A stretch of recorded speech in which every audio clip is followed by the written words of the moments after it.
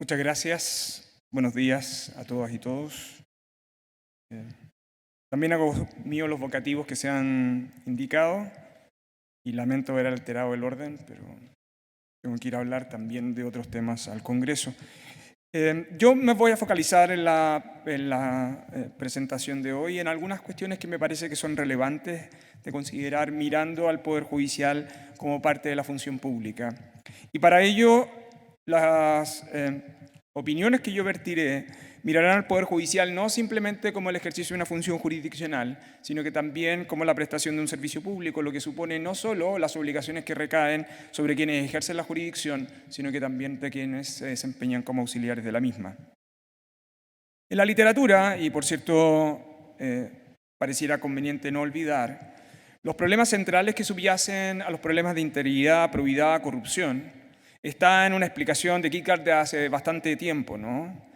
La idea de que los riesgos que en ellos se encuentran está cuando tenemos monopolio de una función pública más un cierto margen de arbitrariedad con menos estándares de responsabilidad. Esa consideración es extremadamente importante para entender por qué quienes desempeñamos funciones públicas tenemos que estar sujetos a estrictos escrutinios y rendiciones de cuentas. Pero hay una idea adicional. La idea adicional que subyace a la idea de probidad, ¿no?, a la cual quiero ejemplificar más adelante, tiene que ver con lo que supone la integridad de la función pública, un concepto que en algún sentido podría ser abstracto, pero que, citando las referencias que hace Cortina con Downes, diría principalmente, y si me permite, se refiere a la virtud de la integridad y a la integridad consiste, en rigor, en la coherencia entre las declaraciones y las realizaciones. Una caracterización que uno podrá compartir o no, pero que en términos sencillos supone que la integridad es esencial para que sean eficientes las relaciones interpersonales, porque el engaño desfigura los mensajes que transmitimos, crea una niebla y ya no sabemos de qué estamos hablando. Por eso la gente y quienes desempeñan función pública debiéramos valorar positivamente la integridad, porque hace que las relaciones entre los sujetos sean más transparentes y eficientes. La comunicación es más fácil y barata en una sociedad de personas veraces que en una de mentirosos. ¿Por qué esta discusión sigue generando controversia y por qué, tal como ha señalado el Contralor, es una obligación que no supone simplemente respeto de las reglas, sino que una dinámica permanente de observación? Porque quienes ejercen función pública deben tener en consideración que están habitualmente expuestos a una interrelación entre la función pública que desempeñan, las actividades privadas que las desafían y la política que pretende interferirlas. Esos tres elementos suponen factores intersectoriales que generan efectos extremadamente complejos. Cuando esas relaciones intersectoriales, por ejemplo, se dan entre la política, la economía y la función pública, ¿no?, tenemos incentivos y hay problemas que están vinculados al financiamiento de la política, a las propuestas, a los cuadros, y eso genera debate sobre las negociaciones incompatibles, los conflictos de intereses, la aceptación de los sobornos, etc. Cuando el problema es entre el vínculo entre la política y la función pública que se desempeña, ¿no?, bueno, la pregunta es cómo dividimos la función pública de aquella división en la cual la política en ocasiones trata de involucrarse. Y cómo separar el mérito o cómo resguardar el mérito de la función pública de aquellos que indebidamente desean intervenir por ellos. Y por eso genera designaciones particulares o arbitrarias, nepotismo, amiguismo, pago de favores políticos. Cuando el problema, a su vez, es entre la intersección económica y política, el Estado suele utilizar actos que generan demasiada riqueza para terceros, concesiones, ¿no?, emisión de actos, autorizaciones, decisiones jurisdiccionales o similares. El problema es cuando no resolvemos razonablemente esos vínculos, generamos incentivos para el soborno, para los fraudes, para la evasión impositiva, para el lavado de activos. Quienes están acá y quienes estamos acá, estamos permanentemente expuestos a estas relaciones. Tener conciencia de ellos es relevante respecto de las funciones públicas que desempeñamos. ¿Dónde están los riesgos, entonces? Bueno, si uno mira ese mundo de la intersección entre la política y la función pública, eso tiene mucha relevancia para definir carreras funcionarias o el régimen de nombramientos, no solo los judiciales, sino que los auxiliares de la Administración de Justicia. Cuando es lo público y lo privado, genera incentivos para nombramientos transaccionales. Y cuando se junta e interrelacionan esos tres factores, que es la función pública, la política y los incentivos privados, generamos incentivos muy inadecuados para las decisiones jurisdiccionales. ¿Cómo reducir algunas de estas cuestiones? Bueno, quien les habla, es cierto que es ministro de Justicia, pero mi formación viene del derecho administrativo, así que disculparán, por lo tanto, a mí y al Contralor el exceso de derecho administrativo que probablemente van a tener esta mañana, en el fondo, ¿no? La primera tiene que ver con factores organizacionales. La pregunta de cuál es el modelo de gobierno judicial es extremadamente relevante para saber cómo podemos discriminar unas de otras. Es cierto que sobre el actual modelo de gobierno judicial tenemos críticas compartidas. La pregunta es si las soluciones planteadas son suficientes o no. Yo tengo algunas reservas, pero lo que sí quiero decir es que un modelo de gobierno judicial vertical genera determinado tipo de incentivos en algunos de estos lugares. Pero lo que uno debiera tener presente es que con indiferencia de cuál es el modelo de diseño institucional, las soluciones de política pública siguen generando problemas secundarios. Los grandes desafíos en la política pública es que las soluciones de hoy son los problemas de mañana. Creer simplemente que adoptamos una solución hoy y una regla hoy resolverá los problemas permanentes sigue siendo una ingenuidad. Eso tiene relevancia también en los sistemas de carrera. ¿Cuáles son los modelos de carrera que debemos establecer? Los mecanismos de designación que tienden a confundir objetivos o además la opacidad de los mecanismos de designación. La transparencia, entonces, se transforma en un aspecto relevante para la calidad del tipo de decisiones que debemos adoptar. Y también hay factores privilegiados, ¿no? Los riesgos a los cuales está sujeto el Poder Judicial son muy evidentes de antiguo. Poderes de nombramiento discrecional en instancias intermedias y bajo escrutinio del modelo de comunidades, particularmente porque buena parte de nuestras interacciones se da en el contexto de comunidades legales extremadamente endogámicas. ¿Qué hacer entonces? Bueno, una manera de abordar es que en el caso de la intersección sectorial, aquellos que he señalado, ¿no? Esta idea de que avanzamos en reformas pero siempre tenemos la amenaza de la corrupción detrás, es reducir las relaciones para neutralizar los conflictos de interés. Es de ingenuos creer que un sistema legal puede suprimir los conflictos de interés. Lo genuinamente relevante es cómo gestionamos los conflictos de interés.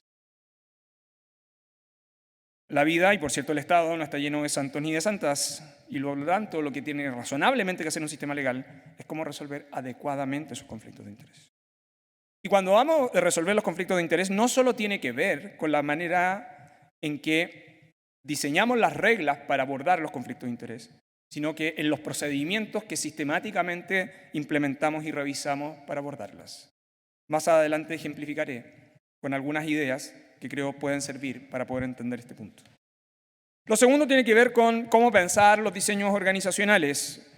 Por deformación, desde mi punto de vista, los diseños institucionales, tanto en la administración pública, pero también en sistemas de organización como el Poder Judicial, generan incentivos en un sentido u otro. Modelos verticales o modelos atomizados van a tener consecuencias en carreras y sistemas de nombramiento que son bien distintos. Y también hay factores privilegiados. Uno de los principales riesgos que tiene el Poder Judicial en general ha sido los mecanismos de nombramiento en los sistemas intermedios. Dejarlos fuera es quizá evitar los riesgos a los cuales pueda estar sometido. ¿Qué instrumentos? Bueno, hay muchos. El Poder Judicial y particularmente a través de la Fiscalía Judicial, y en eso la Fiscalía Cabello ha cumplido un rol relevante, es mirar las declaraciones de patrimonio e intereses de un modo distinto a una simple consignación singular. Si creemos que la declaración es una especie de fotografía de un momento determinado respecto de la cual nosotros podemos prescindir hacia el futuro, cometemos un gran error. Las declaraciones de patrimonio e intereses, además de ser un mecanismo de escrutinio permanente de la ciudadanía respecto de que declaran cada uno de los funcionarios, es también un recordatorio a qué tipo de riesgos estamos expuestos. Un error habitual de las autoridades públicas es creer que una vez ejecutadas sus declaraciones de patrimonio e intereses, ellas no las perseguirán respecto de las decisiones futuras.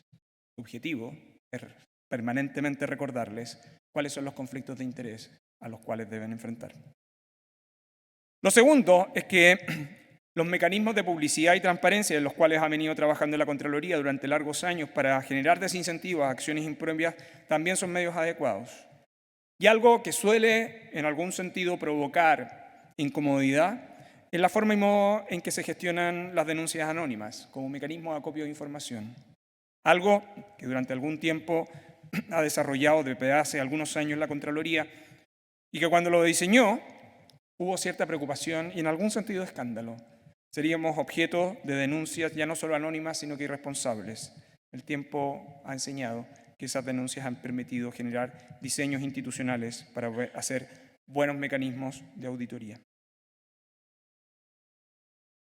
¿Y por qué esto importa? Y en el caso de la administración pública esto es bien relevante, ¿no? El modelo sobre el cual está construido el principio de probabilidad supone esa conducta que es leal y honesta, pero siempre con preeminencia el interés general sobre el particular. La idea de suprimir la moralidad es clave, y lo fue clave en la reforma del 99. La segunda, que las ideas que subyacen al interés general son ideas que no tienen que ver con fines necesariamente, pero sí con medios, los medios y la optimización suficiente para el desempeño de la misma. Y que por lo mismo, cuando hablamos de intereses particulares, no estamos hablando necesariamente de intereses espurios, no estamos hablando de intereses económicos, sino que simplemente una hipótesis en virtud de la cual yo pueda estar en un riesgo de sobreponer una posición singular a la que precede el interés general. Por eso, aquí está comprometido un juez, por ejemplo, al momento de decidir un asunto es extremadamente relevante para resolver también ese conflicto. Así las cosas, el conflicto de interés como idea no es algo a lo cual nosotros debiéramos enfrentarnos como una especie de maldición, sino que simplemente como un mecanismo de solución. Todos quienes estamos en esta sala estamos enfrentados a un conflicto de interés. La diferencia entre una buena solución y una mala solución es cómo resolvemos ese conflicto para garantizar la regla de imparcialidad. Veamos algunos ejemplos, y los ejemplos que voy a utilizar son ejemplos comparados para evitar la contingencia, ¿no? Pues bien, por razones obvias, por cierto. Hace algunos años, una película que se llama El Renacido, que probablemente ustedes ya vieron, estuvo nominada a los Oscars, de hecho la obtuvo, que relata la historia de la conquista del oeste en Estados Unidos. Pero para esto no voy a contar la película, lo que genuinamente voy a contar es la historia de su autor, Michael Punke. Él, un funcionario destacado del Departamento de Estado, había sido el autor del libro que con posterioridad fue llevado al cine. Por cierto, la película fue nominada al Oscar y la gran pregunta es si Punke debía o podía asistir a la ceremonia de la entrega de los Oscars. La decisión de Punke fue que no podía asistir. Y la razón era relativamente simple. Era funcionario del Estado, había escrito un libro que era un bestseller, pero él no podía aprovechar la posición funcionaria en la que estaba para obtener un beneficio particular. Como yo he dicho en otra ocasión, si nosotros tuviéramos tal circunstancia, es probable hasta que el presidente o presidenta de la República hubiera asistido a la ceremonia de los Óscar. La idea central que subyace al problema de Punke tiene que ver con lo siguiente, y es que no obstante en su vida privada ser una persona exitosa, la posición funcionaria, aun cuando estuviera fuera de su jornada de trabajo, le impedía beneficiarse de ella. ¿Esta regla es muy distinta a la nuestra? No, es una regla similar a la que existe en el derecho administrativo chileno. El segundo caso es el caso del gobernador de Virginia, y esto tiene que ver con un caso que es bien relevante, porque la pregunta es si los favores políticos cotidianos, un reloj, un regalo, puede ser constituido o no de soborno. Aunque la discusión es una discusión de delitos, la relevancia del caso del gobernador de Virginia que llevó a la Corte Suprema implicaba generar una gran disputa sobre los alcances legales de lo que pueden ser entendidos como actos oficiales, por un lado, y por la otra, por lo que pueden ser entendidos como actos de corrupción procesados penalmente. Ese es el aspecto que es relevante. ¿Y por qué importa esto? Bueno, porque aunque es repudiable, ¿no?, el gobernador de Virginia había sido condenado cuando el caso llegó a la Corte Suprema, el Tribunal Supremo lo que dijo es que no hay duda de que en este caso es desagradable. Incluso puede ser peor que eso. Pero nuestra preocupación no es con los cuentos asquerosos de Ferraris, Rolex y vestidos de baile. En cambio, lo que se trata de resolver son sobre las implicancias legales más amplias de la interpretación del Estatuto Federal sobre soborno. Una interpretación más limitada, el término acto oficial deja mucho espacio para procesar la corrupción. La pregunta del gobernador de Virginia sigue estando abierta y la tensión no es trivial, porque deja en debate no solo el caso de los regalos, sino que esa delimitación entre la responsabilidad administrativa y la responsabilidad penal, entre las exigencias de la función pública y el reproche judicial. El tercer ejemplo podría ser aquello que viene de nuestra vida privada. En otros términos, ¿cuánto del desempeño de nuestra vida privada también se traduce en un problema de probidad?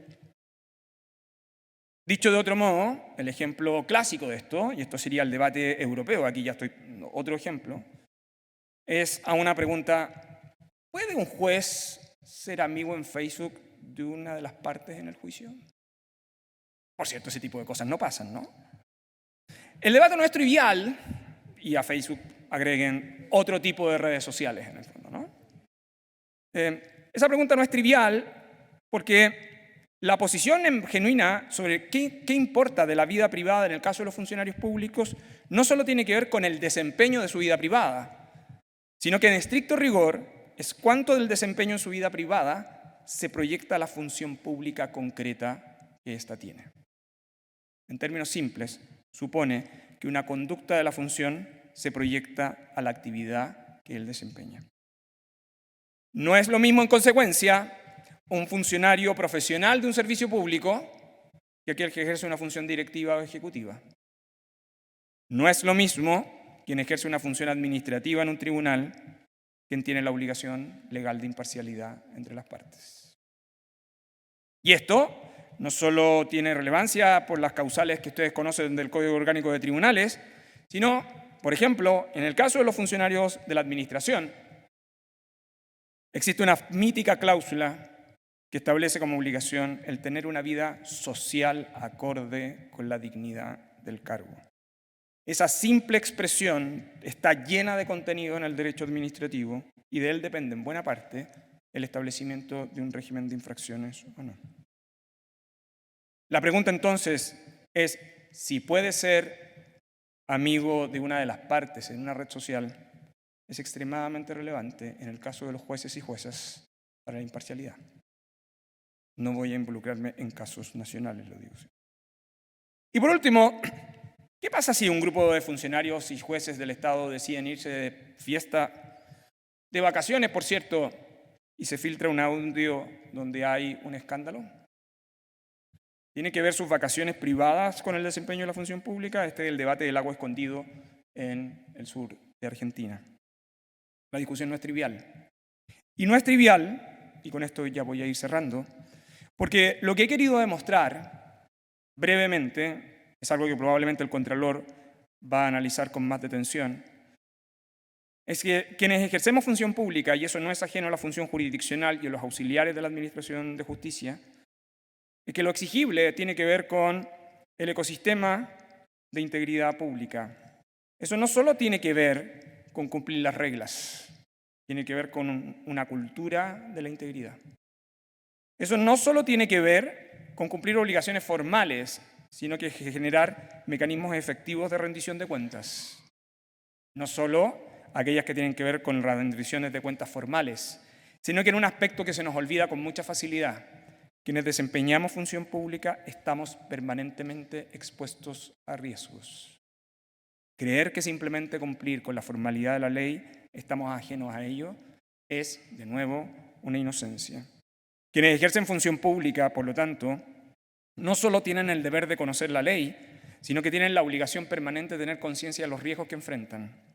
Y de las instituciones, por lo pronto, generar las condiciones para que, si hay funcionarios o funcionarias, jueces o juezas, que puedan tener legítimas dudas sobre un potencial conflicto de intereses que enfrenta, tenga la tranquilidad de que podrá tener un lugar donde esa consulta, con la reserva, podrá ser estudiada y analizada.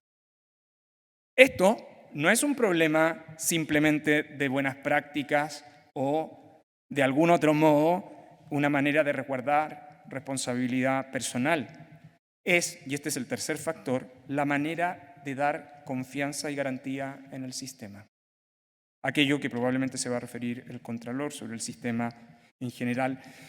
¿Por qué esto último es importante? Porque uno de los aspectos claves es cómo es posible transmitir confianza a los usuarios del sistema institucional, en este caso, a los usuarios del sistema judicial.